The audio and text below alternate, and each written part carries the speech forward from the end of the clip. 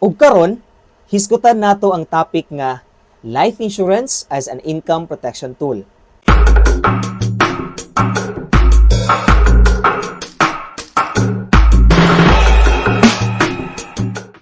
Dagan sa tuwa nagtrabaho ug nangitag stable income. Pero unsaon kung nay something unexpected may tabo sa imuha? Ang life insurance makatabang og provide og proteksyon. Una, replacement of lost income.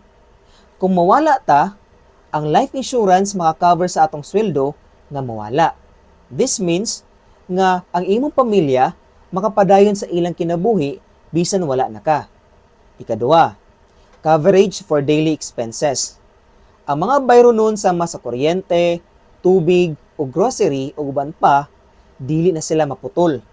Unless na siguro o dili na nimo sila kinahanglan. Ang life insurance makatabang para ang imong pamilya dili maglisod. Ikatulo, support for long-term goal. Ang imong mga plano para sa imong pamilya sama sa pagpaskwela sa mga bata, mahimo gyapong matuman. Ang life insurance magsilbing suporta sa mga long-term goals.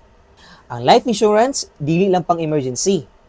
Apan usa ka importante nga tool para protektahan ang kita nga nagsuporta sa atong pamilya. Ikaw, unsa ang imong protection tool kung mawala ka ning kalibutana? How do you support your family kung mawala ka? Follow for more.